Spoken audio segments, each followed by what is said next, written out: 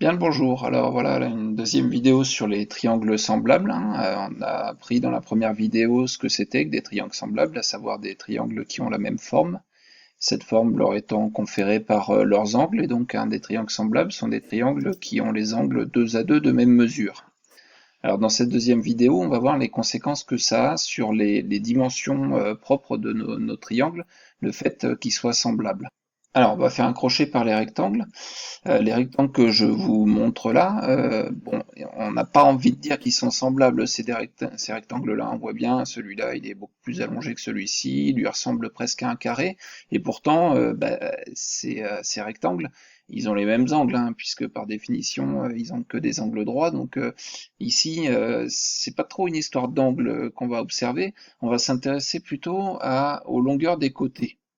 Alors, si je vous montre maintenant ces rectangles-là, eux, ils ont plus l'air semblables, on va dire, hein. C'est encore plus net si je les déplace comme ça, hop, et que j'amène celui-ci ici.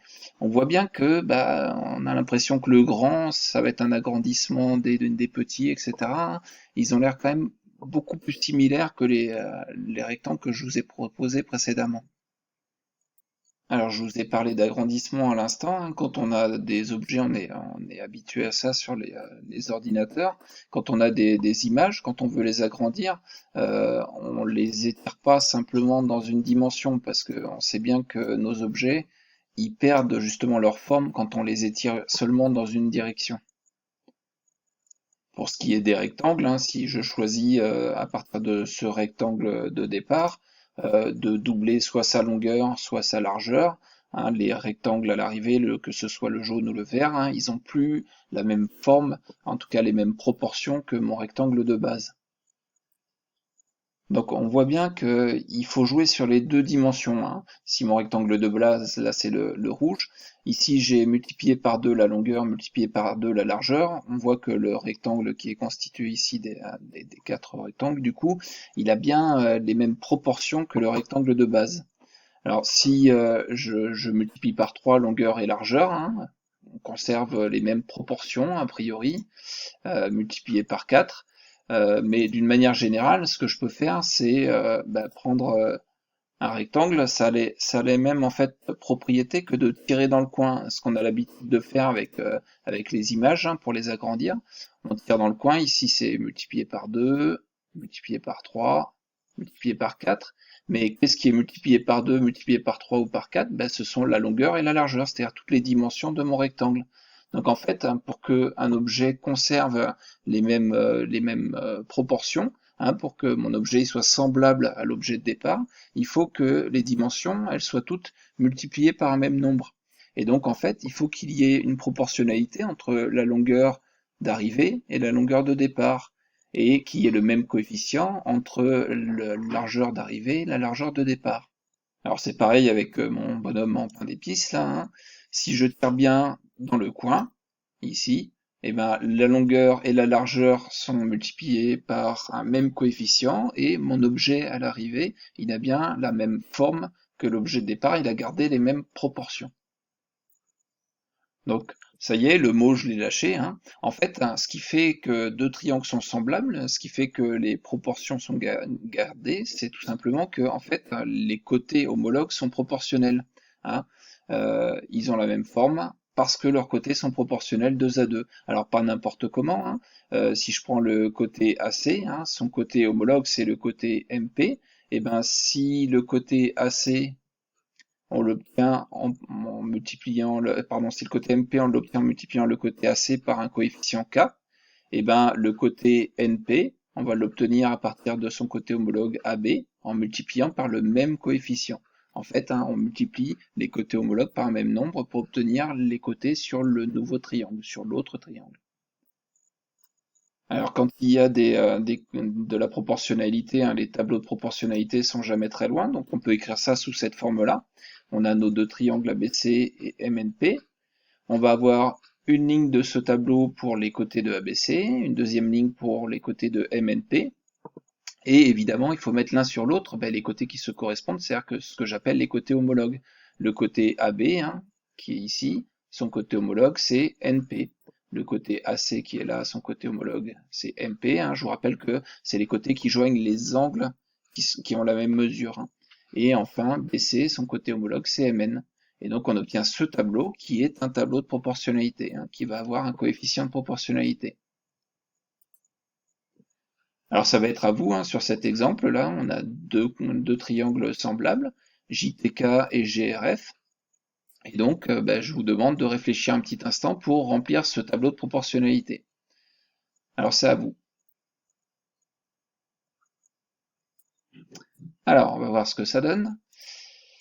Voilà ce que je vous propose. Donc, en haut, j'ai mis les côtés de JTK et en bas, les côtés de GRF. Mais si vous avez fait l'inverse, ça n'a strictement aucune importance. En fait, dans un tableau de proportionnalité, hein, la première et la deuxième ligne, elles sont interchangeables.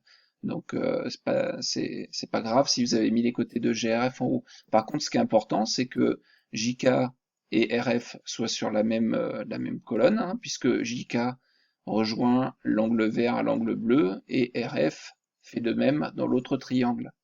JT, c'est l'angle vert à l'angle rouge, JR, GR également, vert à rouge, et enfin KT, ici, c'est bleu à rouge, et GF, bleu à rouge, GF ou FG. Donc ici, voilà le tableau de proportionnalité que ça peut donner, sachant que vous avez pu inverser les lignes, mais vous avez pu aussi inverser les colonnes du moment que c'est bien les uns sous les autres, JK, RF, JT, GR, etc., etc. Alors, pour la suite, je vais vous faire un petit commentaire sur les tableaux de proportionnalité. Alors, j'ai bricolé ici un tableau de proportionnalité de coefficient 3. C'est-à-dire, je multiplie la première ligne par 3 pour obtenir la deuxième. 2 x 3, 6, 3 x 5, 15, 7 x 3, 21. Donc, c'est bien un tableau de proportionnalité.